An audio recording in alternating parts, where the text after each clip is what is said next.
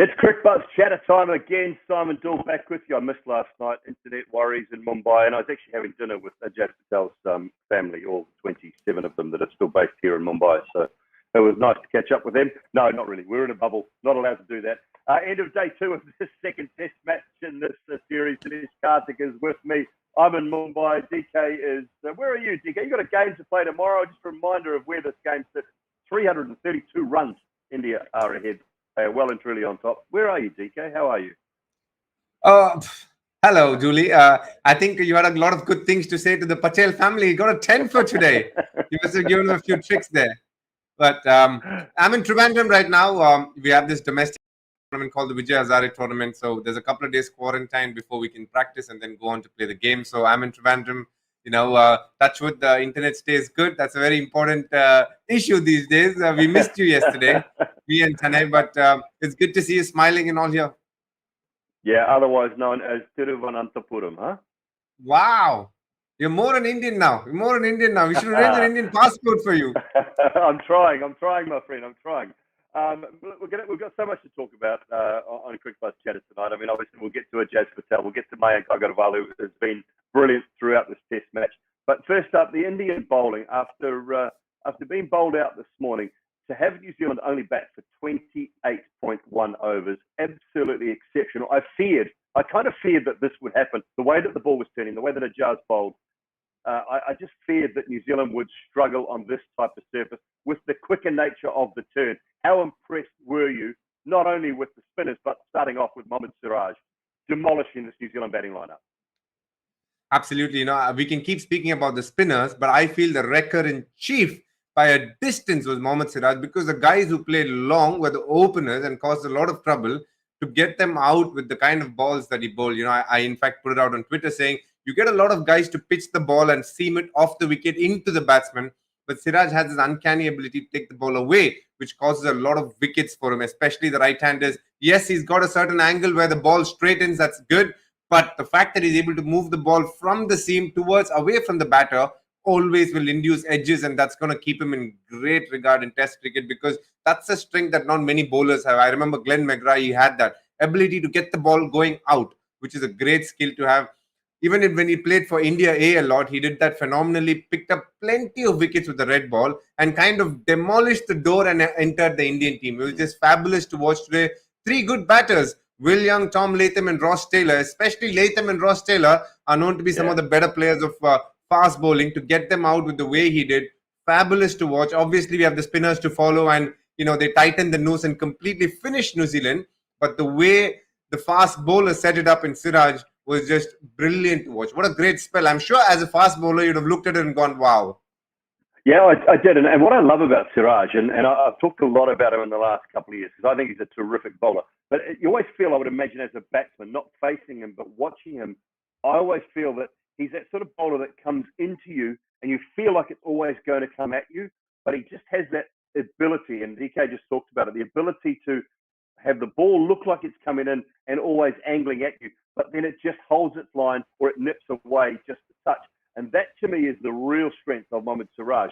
That ball that always looks like it's angling in, but just has the ability to nip straight and pick up the outside edge, take the top of off stump, as it did with Ross Taylor's delivery. Brilliant to watch, great to see.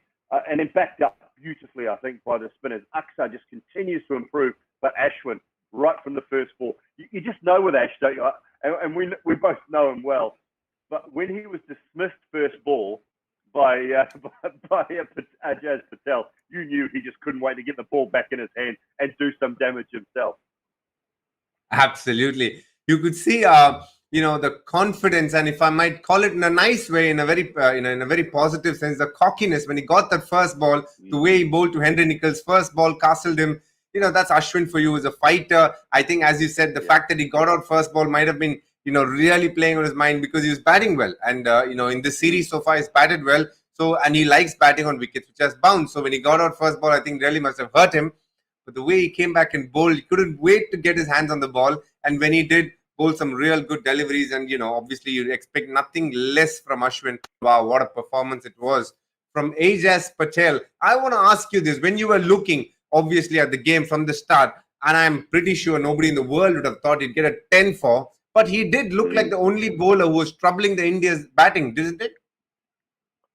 Yeah, absolutely. I mean, Tim Southey in tandem with Ajaz bowled. I think they bowled beautifully. They bowled a great spell in tandem. But you know, when you think about all the cricket that has been played since 1877, well over 2,000 Test matches, and only the third time in history that this feat has been done. Obviously, Jim Laker way back in 1956, 10 for 53, which is phenomenal in itself.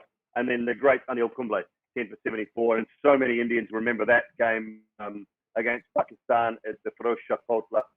And for Ajaz Patel to do it in a place where in 1996, he and his family took off. They left. Left Bombay, and they went to New Zealand. His parents said they wanted a different life, not a better life, just a different life for their kids.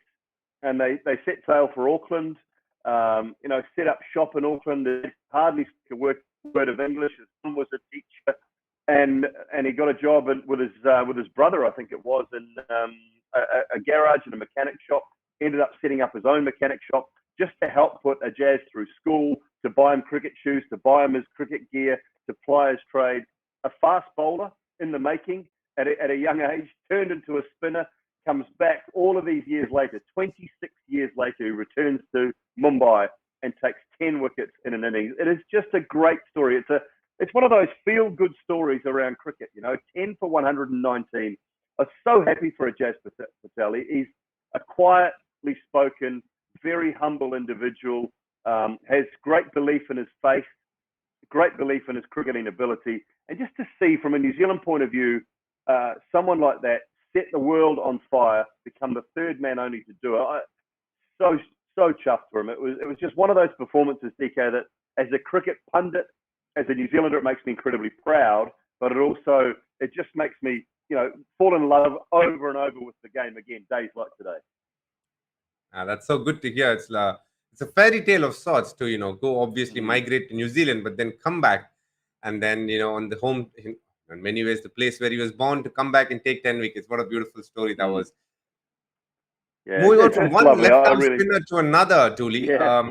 This left-arm spinner has arguably had the best year of a debutant in a long, long time. Ajaz Patel. It's just fascinating. He's always looked at as the understudy to Jadeja in many ways, but to see him kind of carve his own niche, make his own path, you can call it what you want, always with the ball, but now showing glimpses of what he can do with the bat. Kanpur second innings, here in the first innings, just show what he is capable of with the bat, which he has done before in domestic cricket.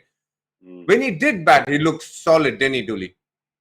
Yeah, he did. I mean, I think 14th half century in first-class cricket with that test match won today. He's got a first-class 100, averages 33. I think he's a gun in the field as well. He's probably not quite at Jadeja level in the field, but you've seen a lot of him in domestic cricket and international cricket now. He belongs. This is a guy that he's heading up a franchise, one of the key players when it comes to domestic T20 cricket in the IPL. He is a quality test match cricketer now with the ball. And if he starts to show this with the bat, there's more selection conundrums, aren't there, for this Indian selection panel? They're only good selection conundrums, but you've got to say that he's putting a real stamp on his own game at the test match level and asking questions. Absolutely. I think that's a sign of a healthy cricket system. And I think obviously at this point of time, must admit that India have a lot of cricketers who are pushing for a spot. And when we speak of people pushing for spots, there is none better than this man who's had the test match so far with the bat. Between both the teams, he stood out. Mayank Agarwal, the beauty of him is not only getting the runs, but also stitching together partnerships in excess of 50 consistently against a team which is obviously bowling well, but also when others have struggled, he's managed to stitch partnerships in a confident way. He's got 450 plus partnerships in the first innings. He's already launched up his 50 plus partnership in the second innings. He's looking full. And most importantly, that is the most tough spot right now, if I may say so, to get a place in the Indian team, the opening slot. But he's definitely put his hand up and said, hey, I'm the third opener. Don't ever forget me. Yeah, and I think that's what puts pressure on Pujara tomorrow as well, doesn't it? Because if you've got that, that combination of Rohit and KL to come back, who kind of took the spots away through injuries, you've now got Mayank in red hot form. Shubman hasn't done too much wrong, although he just hasn't converted his start into big scores. So they're great problems for an Indian selection panel to have. And if Pujara doesn't kick on tomorrow and make a big score, then that number 3 spot becomes maybe available for the South African series. Shreyas is putting pressure on the middle order. I think they're really good problems to have from an Indian point of view. So to me, it all bodes well, not only for the rest of this test match, but moving forward to that South African series as well. Right, DK, it's time for me to put you on the hot spot. It's a question that I have for you.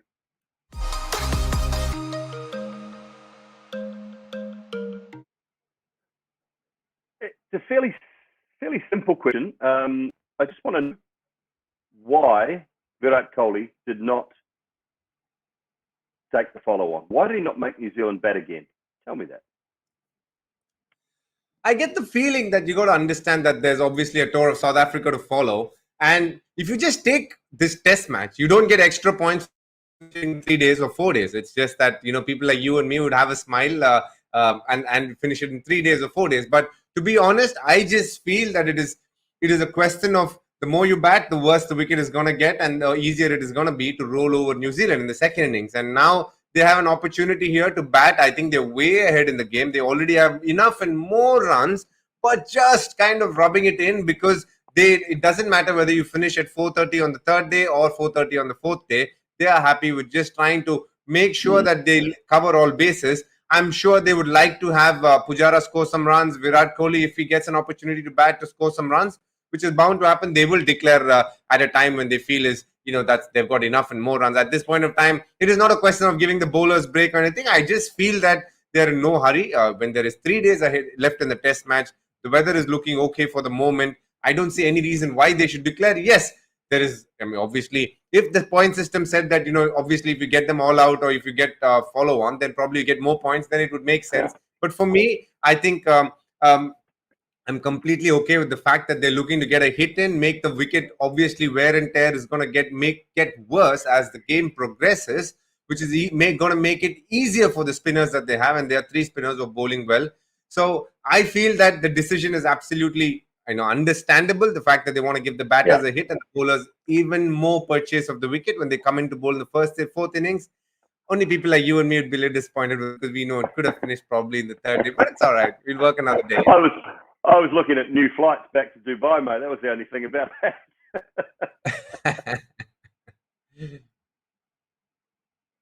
All right. I need to ask you about the fast forward for tomorrow.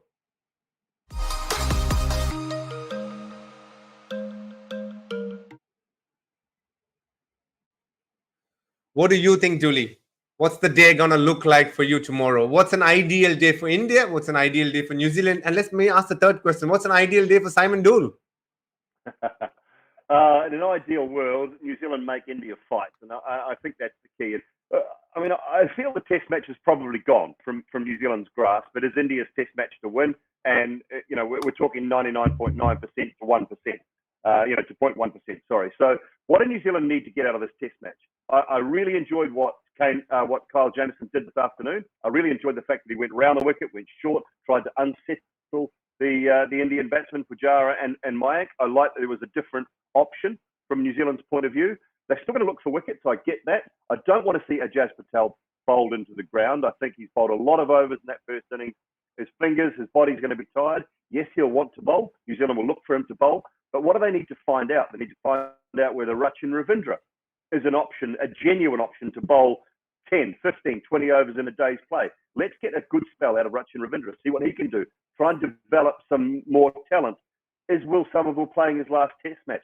Very good question. If we don't come back to these sort of conditions again in the next year or so, then maybe at 38 he's getting too old. So we need to find that next option. Maybe that is Ravindra. Tim Southey's had a really good bowl in both the test matches. We don't need to know whether Tim Southey is capable of bowling in these conditions. We know that. We need to know whether Kyle Jamieson can improve on a day-by-day basis. I'm not saying don't look for wickets. What I'm saying is find out a few things about some of the players that you want to find out about. Make India work hard for their runs, which is what you're going to have to ask these bowlers to do, and see if New Zealand can find a way through some of the little holes in some of this Indian batting lineup. There's not many of them. They exposed a few with spin in the first innings. See if you can do the same thing tomorrow. And if New Zealand can drag it out to T for the declaration, if they can bowl India out again, that would be a huge result. And then there's going to be some incredible hard work to do, because I think the pitch is going to turn more, it's going to crumble more, and it's going to be very, very hard work for New Zealand to bat more than sort of 50, 60, 70 overs in that second innings. So it's India's for the taking, but New Zealand can still gain quite a lot out of it from a bowling point of view, I think. That would be the way I'd look forward to tomorrow. My ideal day, New Zealand make India work really hard, get 5 or 6 wickets, and then force a declaration rather than India continuing to dictate terms. That would be my ideal day. Hopefully that works out. If not, it'll be India all the way. Final thoughts, I guess, DK, about today. I mean, we don't see these 10-wicket hauls often at all. First one since 1999. Brilliant from Ajaz Patel. Is that the highlight of the day for you? Is it Mayank's 150 and his continued improvement? What are your final thoughts, and what do you want to see tomorrow? I think, obviously, when it comes to India, the biggest pluses were Mayank and Siraj. I think phenomenal. I think Mayank, obviously, under tremendous pressure coming into this test match and then doing what he did. And Siraj, at the same time, showing his skills in test cricket, because I think he has been the most improved fast bowler for India in the last couple of years, and by a distance at that. So I'm really happy for him. I've done so well. And obviously, New Zealand's point of view, I think the biggest takeaway is the fact that they have a solid spinner in Ajaz Patel, who is able to pick wickets and pick some good wickets of good players of spin, which is obviously a good, healthy sign for New Zealand cricket. Now, my thoughts would be, in an ideal world, I would like the game to finish tomorrow. Nothing more than that. Let's see. I hope they declare by lunch and they give themselves 60, 65 overs to bowl. And I think that should be enough. That I feel is an ideal world for me. But obviously, if they go on to play 90 overs, 100 overs if possible, that will be great news for New Zealand, but that will be a lot of hard work. I do feel the only chance that they can cross 60, 65 overs is if the openers and the more experienced batters find a way to bat long, which at this point of time they haven't done so far. Yeah, absolutely. Well, India leading by 332. They've got all 10 wickets in hand. It's been an incredible day for Ajaz Patel. Been a brilliant performance from Mayank Agarwal. We look forward to more Cricbuzz Chatter tomorrow evening. DK and I will be back with you hopefully around about 6:30 again. Hope you've enjoyed the show tonight. India well and truly in charge after 2 days of this